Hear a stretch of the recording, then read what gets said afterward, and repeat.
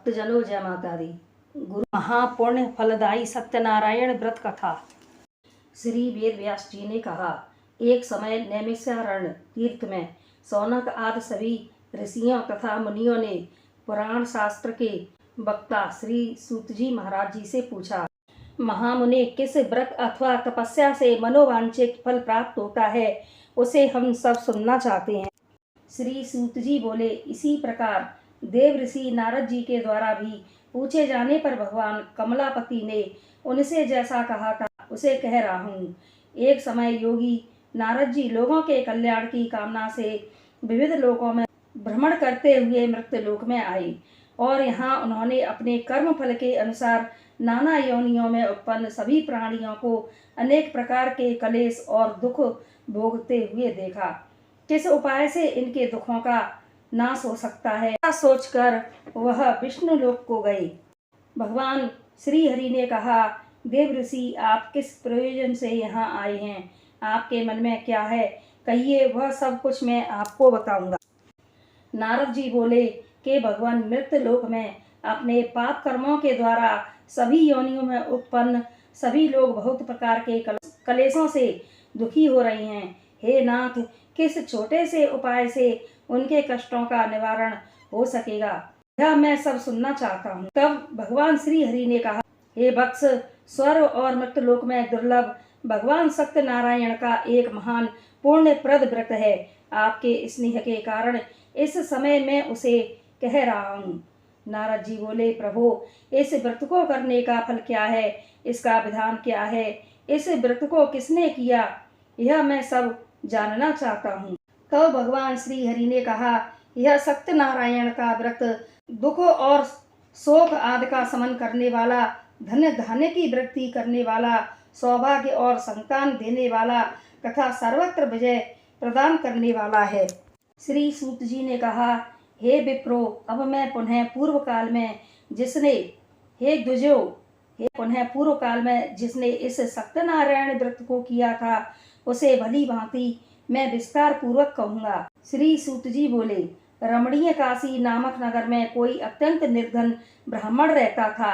भूख और प्यास से व्याकुल होकर वह प्रतिदिन पृथ्वी पर भटकता रहता था। ब्राह्मण प्रिय भगवान ने उस दुखी ब्राह्मण को देखकर वृद्ध ब्राह्मण का रूप धारण करके उस ध्वज से आदर पूर्वक पूछा, हे विप्र, प्रतिदिन अत्यंत दुखी होकर तुम किस लिए पृथ्वी पर भ्रमण करते रहते हो? हे ध्वज श्रेष्ठ, यह सब बतलाओ, मैं सुनना चाहता हूँ। ब्राह्मण ने कहा, प्रभु, मैं अत्यंत दरिद्र ब्राह्मण हूँ और भिक्षा के लिए ही पृथ्वी पर घूमा करता हूँ। यदि मेरी इस दरिद्रता को दूर करने का कोई उपाय हो तो बताओ। वृद्ध ब्राह्मण बने भगवान ने कहा, हे ब्राह्मण देव, भगवान सत्यनारायण विष्णु अभीष्ट फल को देने वाले हैं। हे विप्र, तुम उनका उत्तम व्रत एवं पूजन करो, जिसे करने से मनुष्य सभी दुखों से मुक्त हो जाता है। और व्रत के विधान को भी ब्राह्मण से यत्न पूर्वक कहकर वृद्ध ब्राह्मण रूपधारी भगवान सत्यनारायण वहीं पर अंतर्धान हो गए। वृद्ध ब्राह्मण ने जैसा कहा है उस व्रत को अच्छी प्रकार से मैं वैसे ही करूँगा। यह सोचते हुए उस ब्राह्मण को रात में नींद नहीं आई। तदंतर प्रातःकाल उठकर सत्यनारायण का व्रत करूँगा, ऐसा संकल्प करके वह ब्राह्मण भिक्षा के लिए चल दिया। उस दिन ही ब्राह्मण को भिक्षा में बहुत सा धन प्राप्त हुआ। उसी धन से उसने बंधु बांधवों के साथ भगवान सत्यनारायण का व्रत किया। इस व्रत के प्रभाव से वह श्रेष्ठ ब्राह्मण सभी दुखों से मुक्त होकर समस्त संपत्तियों से संपन्न हो गया। उस दिन से लेकर प्रत्येक महीने उसने यह व्रत किया। इस प्रकार भगवान सत्यनारायण के इस व्रत को करके वह ध्वज श्रेष्ठ ब्राह्मण अपने सभी पापों से मुक्त हो गया और जब तक जीवित रहा तब तक भगवान सत्यनारायण के व्रत को करता रहा। ऋषियों ने कहा, हे महामुनि, इस पृथ्वी पर और किस किस ने इस व्रत को किया, यह हम सुनना चाहते हैं। श्री सूत जी बोले, एक बार वह द्विजश्रेष्ठ अपनी धन संपत्ति के अनुसार बंधु बांधवों तथा पारिवारिक जनों के साथ व्रत करने के लिए उद्यत हुआ। इसी बीच एक लकड़हारा वहां आया और लकड़ी बाहर रखकर उस ब्राह्मण के घर गया। प्यास से व्याकुल वह उस ब्राह्मण को व्रत करता हुआ देखकर प्रणाम करके उससे बोला, प्रभु आप यह क्या कर रहे हैं? इसके करने से किस फल की प्राप्ति होती है? ब्राह्मण ने कहा, यह सत्यनारायण का व्रत है जो सभी मनोरथों को प्रदान करने वाला है। उसी के प्रभाव से मुझे यह सब महान धन धान्य आदि प्राप्त हुआ है। जल पीकर वह प्रसाद ग्रहण करके नगर को चला गया। सत्यनारायण देव के लिए मन से ऐसा सोचने लगा कि आज लकड़ी बेचने से जो धन प्राप्त होगा उसी धन से भगवान सत्यनारायण का यह श्रेष्ठ व्रत करूंगा। इस प्रकार मन में चिंतन करता हुआ वह लकड़ी को मस्तक पर रखकर उस सुंदर नगर में गया जहाँ धन संपन्न लोग रहते थे। उस दिन उसको लकड़ी का दोगुना मूल्य प्राप्त हुआ। श्री सूत जी बोले, प्राचीन काल में उल्कामुख नामक एक राजा था। राजा एक दिन अपनी धर्म पत्नी के साथ भद्रशिला नदी के तट पर श्री सत्यनारायण भगवान का व्रत कर रहा था। उसी समय व्यापार के लिए अनेक प्रकार की पुष्कल धनराशि से संपन्न एक साधु नाम का वैश्य वहां आया। साधु नामक वैश्य ने कहा, राजन आप भक्ति पूर्वक यह क्या कर रहे हैं? राजा बोला, हे साधु, पुत्र आदि की प्राप्ति की कामना से अपने बंधु बांधवों के साथ मैं अतुल तेज संपन्न भगवान विष्णु का व्रत एवं पूजन कर रहा हूँ। राजा की बात सुनकर साधु ने आदर पूर्वक कहा, राजन इस विषय में आप मुझे सब कुछ विस्तार से बतलाइए। आपके कथानुसार मैं यह व्रत एवं पूजन करूंगा। मुझे भी संतति नहीं है, इससे अवश्य ही संतति की प्राप्ति होगी। उसने अपनी भार्या से संतति प्रदान करने वाले इस सत्य व्रत को विस्तार पूर्वक बताया तथा जब मुझे संतान की प्राप्ति होगी तब मैं इस व्रत को करूंगा। इस प्रकार उस साधु ने अपनी भार्या लीलावती से कहा। एक दिन उसकी लीलावती नाम की सती साध्वी भार्या पति के साथ ऋतुकालीन धर्माचरण में प्रवृत्त हुई और भगवान श्री सत्यनारायण की कृपा से उसकी वह भार्या गर्भिणी हुई। 10वें महीने में उसको एक कन्या रत्न की प्राप्ति हुई और वह शुक्ल पक्ष के चंद्रमा की भांति दिन प्रतिदिन बढ़ने लगी। उस कन्या का नाम कलावती रखा गया। लीलावती ने अपने स्वामी से मधुर वाणी में कहा कि आप पूर्व काल में संकल्पित श्री सत्यनारायण के व्रत को करें। साधु बोला, हे प्रिय, इसके विवाह के समय में यह व्रत करूंगा। इस प्रकार अपनी पत्नी को भली भांति आश्वासित कर दिया और वह व्यापार के लिए नगर की ओर चला गया। इधर कन्या कलावती पिता के घर में बढ़ने लगी। कन्या को विवाह के योग्य देखकर कन्या के विवाह के लिए श्रेष्ठ वर का अन्वेषण करो, ऐसा दूत से कहकर शीघ्र ही उसे भेज दिया। उसकी आज्ञा प्राप्त करके दूत कांचन नामक नगर में गया और वहां से एक बड़े पुत्र लेकर आया।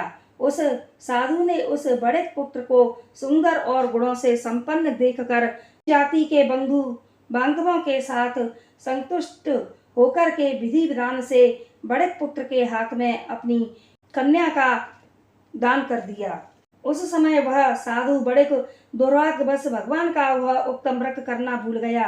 पूर्व संकल्प के अनुसार विवाह के समय में व्रत न करने के कारण भगवान उस पर रुष्ट हो गए।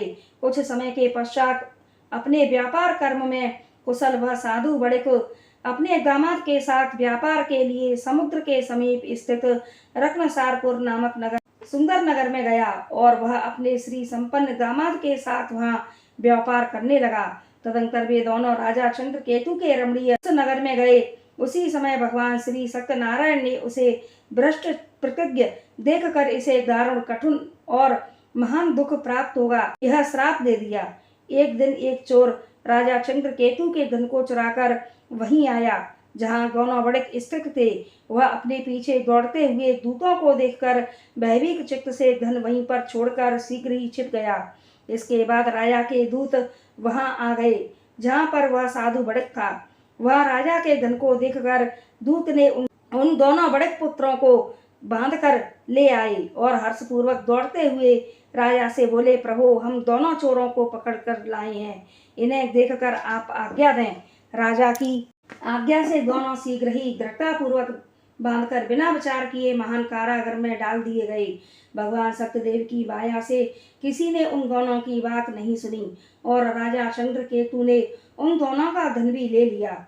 भगवान के शाप से बड़क के घर में उसकी भार्या भी अत्यंत दुखित रहने लगी और उनके घर में सारा का सारा जो धन था वह चोरों ने चुरा लिया। वह लीलावती शारीरिक तथा मानसिक पीड़ाओं से युक्त, भूख और प्यास से दुखी हो अन्न की चिंता से दर दर भटकने लगी। कलावती कन्या भी भोजन के लिए इधर उधर प्रतिदिन घूमने लगी। एक दिन क्षुधा से पीड़ित हो वह कलावती एक ब्राह्मण के घर गई, जहाँ जाकर उसने श्री सत्यनारायण के व्रत को देखा। वहां बैठकर उसने कथा सुनी और वरदान मांगा। तदंतर प्रसाद ग्रहण करके वह कुछ रात होने पर घर लौटी।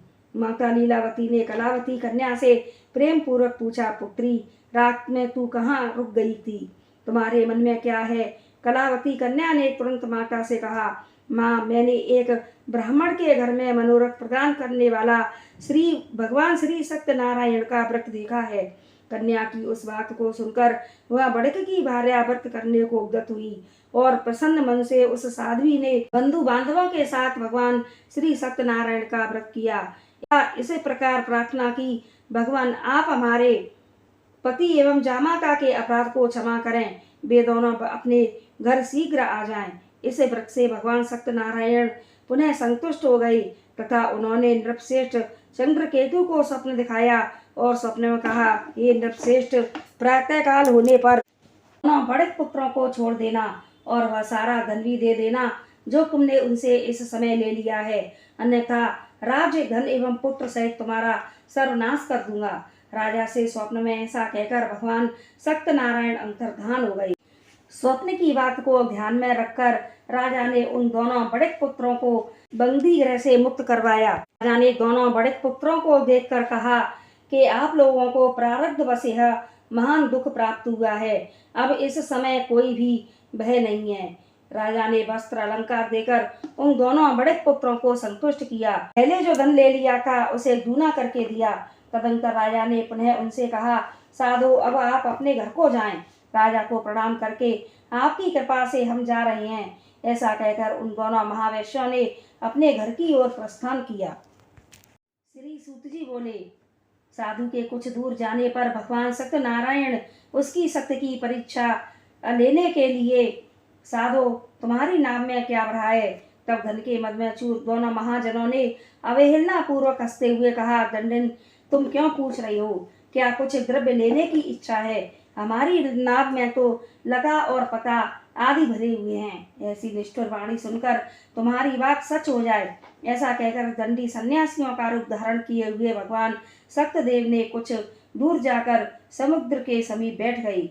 डंडी के चले जाने पर जल में ऊपर की ओर उठी हुई नौका को देखकर साधु बड़क अत्यंत आश्चर्य में पड़ गया और नाव में लता और पत्ते आदि को देखकर मूर्छित हो पृथ्वी पर गिर पड़ा। सचेत होने पर बड़े पुत्र चिंतित हो गया। तब उसने अपने दामाद से इस प्रकार कहा, आप शोक क्यों करते हो? दंडी ने साथ दे दिया है, इस स्थिति में वे ही चाहे तो ऐसा कहकर वह साधु नामक वैश्य डंडी को बार बार प्रणाम करने लगा। डंडी ने उसे रोता हुआ देखकर कहा, हे मूर्ख, रो मत, मेरी बात सुनो। मेरी पूजा से उदासीन होने के कारण तथा मेरी आज्ञा से ही तुमने बारंबार दुख प्राप्त किया है। साधु ने कहा, हे प्रभु, यह आश्चर्य की बात है कि आपकी माया से मोहित होने के कारण ब्रह्मा आदि देवता भी आपके गुणों और रूप को यथावत रूप से नहीं जान पाते। फिर मैं मूर्ख आपकी माया से मोहित होने के कारण कैसे जान सकता हूँ? आप प्रसन्न हो, अपनी संपत्ति के अनुसार मैं आपकी पूजा करूँगा। मैं आपकी शरण में आया हूँ। मेरी जो नौका में स्थित पुराना धन था तथा उसकी मेरी रक्षा करें। उस बड़क की भक्ति युक्त वाणी सुनकर भगवान जनार्दन संतुष्ट हो गए। भगवान श्री सत्यनारायण की कृपा से वह आनंद से परिपूर्ण हो गया और नाव को प्रयत्न पूर्वक संभाल कर उसने अपने देश के लिए प्रस्थान किया। साधु बड़क ने अपने दामाद से कहा, वह देखो, मेरी रत्नपुरी नगरी दिखाई दे रही है। इसके बाद उसने अपने धन के रक्षक दूत को अपने आगमन का समाचार देने के लिए अपनी नगरी में भेज दिया। उस दूत ने नगर में जाकर साधु की भार्या को देखकर हाथ जोड़कर प्रणाम किया और कहा, सेठ जी अपने दामा तथा बंधु वर्गों के साथ बहुत सारे धन धान्य से संपन्न होकर नगर के निकट पधार गए हैं। दूत के मुख से यह बात सुनकर वह महान आनंद से विमल हो गई और उस साध्वी ने श्री सत्यनारायण की पूजा करके अपनी पुत्री से कहा कि मैं अपने पति के दर्शन को जा रही हूँ, तुम शीघ्र आओ। माता का ऐसा वचन सुनकर व्रत को समाप्त करके प्रसाद का परित्याग करके वह कलावती भी अपने पति का दर्शन करने के लिए चल पड़ी। इससे भगवान सत्यनारायण रुष्ट हो गए और उन्होंने उसके पति को तथा नौका को धन के साथ हरण करके जल में डुबो दिया। इसके बाद कलावती कन्या अपने पति को न देखकर महान शोक से रुदन करती हुई पृथ्वी पर गिर पड़ी। कन्या को अत्यंत दुखी देख भयभीत मन से साधु बड़िक ने सोचा, यह क्या आश्चर्य हो गया। तदंतर वह लीलावती भी कन्या को देखकर विह्वल हो गई और अत्यंत दुख से विलाप करती हुई अपने पति से इस प्रकार बोली, अभी अभी नौका के साथ वह दामाद कैसे अलक्षित हो गया। न जाने किस देवता की उपेक्षा से वह नौका हरण कर ली गई है, अथवा श्री सत्यनारायण महात्म्य को कौन जान सकता है। कलावती कन्या को गोद में लेकर रोने लगी। कलावती कन्या भी अपने पति के नष्ट हो जाने पर दुखी हो गई और पति की पादुका लेकर उनका अनुगमन करने के लिए उसने मन में निश्चय किया। कन्या के इस प्रकार के आचरण को देखकर भार्या सहित वह धर्मज्ञ साधु बड़िक अत्यंत शोक से संतप्त हो गया और सोचने लगा, या तो भगवान सत्यनारायण ने यह दामाद के साथ धन धान्य से भरी इस नौका का अपहरण किया है, अथवा हम सभी भगवान सत्यदेव की माया से मोहित हो गए हैं। अपनी धन शक्ति के अनुसार मैं भगवान सत्यनारायण की पूजा करूंगा। सभी को बुलाकर इस प्रकार कहकर उसने अपने मन की इच्छा प्रकट की और बारंबार भगवान सत्यदेव को प्रणाम किया। इससे दीनों के परपालक भगवान सत्यदेव प्रसन्न हो गए। भक्तवत्सल भगवान ने कृपा पूर्वक कहा, तुम्हारी कन्या मेरा प्रसाद छोड़कर अपने पति को देखने चली आई है। निश्चय ही इसी कारण उसका पति अदृश्य हो गया है। यदि घर जाकर यह प्रसाद ग्रहण करके पुनः आए तो हे साधु तुम्हारी पुत्री पति को प्राप्त करेगी, इसमें संशय नहीं है। कन्या कलावती भी आकाश मंडल से ऐसी वाणी सुनकर शीघ्र ही घर गई। उसने प्रसाद ग्रहण किया। पुनः आकर स्वजनों तथा अपने पति को देखा। तब कलावती कन्या ने अपने पिता से कहा, अब तो घर चलें, विलंब क्यों कर रहे हैं। कन्या की यह बात सुनकर बड़े पुत्र संतुष्ट हो गया और विधि विधान से भगवान सत्यनारायण का पूजन करके धन तथा बंधु बांधवों के साथ अपने घर गया। तदंतर पूर्णिमा तथा संक्रांति पर्वों पर भगवान सत्यनारायण का पूजन करते हुए इस लोक में शोक भोग कर अंत में सत्यपुर वैकुंठ धाम में चला गया तथा जब तक जीवित रहा भगवान सत्यदेव की पूजा करता रहा। श्री सूत जी बोले, हे श्रेष्ठ मुनियों, अब इसके बाद मैं दूसरी कथा कहता हूँ, आप लोग सुने। अपनी प्रजा का पालन करने में तत्पर तुंगध्वज नामक एक राजा था। उसने सत्यदेव के प्रसाद का परित्याग करके दुख प्राप्त किया। एक बार वह वन में जाकर वहां भूखे पशुओं को मारकर बट वृक्ष के नीचे आया। वहां उसने देखा कि गोपगण बंधु बांधवों के साथ संतुष्ट होकर भक्ति पूर्वक भगवान सत्यदेव की पूजा कर रहे हैं। राजा यह देख कर भी अहंकार वश ना तो वहां गया और ना उसने भगवान सत्यनारायण को प्रणाम किया। इसके बाद पूजन करके सभी गोपगण भगवान का प्रसाद राजा के समीप रखकर वहां से लौट आए और इच्छानुसार उन सभी ने भगवान का प्रसाद ग्रहण किया। इधर राजा को प्रसाद का परित्याग करते देखकर उन सभी को बहुत दुख हुआ। उसका संपूर्ण धन धान्य एवं सभी सौपुत्र नष्ट हो गए। राजा ने मन में निश्चय किया कि अवश्य ही भगवान सत्यनारायण ने हमारा धन नाश कर दिया है, इसलिए मुझे वहीं जाना चाहिए जहाँ श्री सत्यनारायण का पूजन हो रहा था। ऐसा मन में विचार करके वह राजा गोपगणों के समीप गया और उसने गोपगणों के साथ भक्ति श्रद्धा से युक्त होकर विधि पूर्वक भगवान सत्यदेव की पूजा की। भगवान सत्यदेव की कृपा से वह पुनः धन और पुत्रों से संपन्न हो गया तथा इस लोक में सभी सुखों को भोग कर अंत में सत्यपुर नामक वैकुंठ लोक को प्राप्त हुआ। श्री सूत जी ने कहा, जो व्यक्ति इस परम दुर्लभ श्री सत्यनारायण जी के व्रत को करता है और पूर्णमयी कथा फल प्रदायिनी भगवान की कथा को भक्ति युक्त होकर सुनता है, उसे भगवान सत्यनारायण की कृपा से धन धान्य आदि की प्राप्ति होती है। दरिद्र धनवान हो जाता है, बंधन में पड़ा हुआ बंधन से मुक्त हो जाता है, डरा हुआ व्यक्ति भय से मुक्त हो जाता है। यह सत्य बात है, इसमें संशय नहीं है। इस लोक में वह सभी फलों का उपभोग करके अंत में सत्यपुर वैकुंठ लोक को जाता है। हे ब्राह्मणों, इस प्रकार मैंने आप लोगों से भगवान सत्यनारायण को व्रत को कहा, जिसे करके मनुष्य सभी दुखों से मुक्त हो जाता है। कलयुग में तो भगवान सत्यदेव की पूजा विशेष फल प्रदान करने वाली है। भगवान विष्णु को ही कुछ लोग काल, कुछ लोग सत्य, और कोई ईश और कोई सत्यदेव तथा दूसरे लोग सत्यनारायण नाम से कहेंगे। अनेक रूप धारण करके भगवान सत्यनारायण सभी का मनोरथ सिद्ध करते हैं। कलयुग में सनातन भगवान विष्णु ही सत्य व्रत रूप धारण करके सभी का मनोरथ पूर्ण करने वाले होंगे।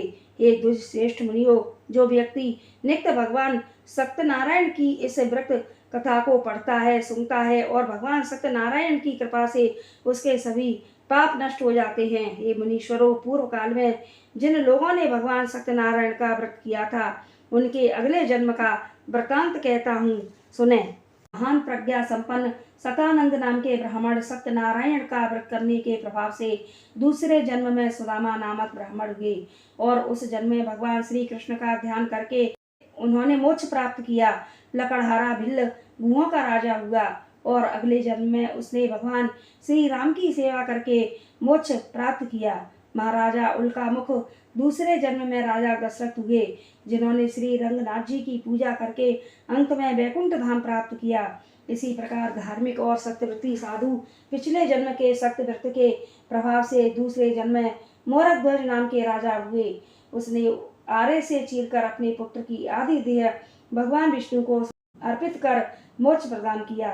महाराज तुंगध्वज जन्म जन्मांतर में स्वयं बहु मुनु और भगवत संबंधी संपूर्ण कार्यों का अनुष्ठान करके वैकुंठ लोक को प्राप्त हुए। जो गोप गण थे वे सब जन्म जन्मांतर में ब्रजमंडल में निवास करने वाले गोप हुए और सभी राक्षसों का संहार करके उन्होंने भी भगवान का शाश्वत धाम गोलोक प्राप्त किया। बोलो भगवान सत्यनारायण भगवान की जय। बोलो भगवान सत्यदेव की जय। तो भक्तजनों, हमारे यह सत्यनारायण व्रत की कथा कहानी आप सभी को पसंद आई हो तो आप हमारे चैनल को लाइक, शेयर और सब्सक्राइब करें। जय माता दी।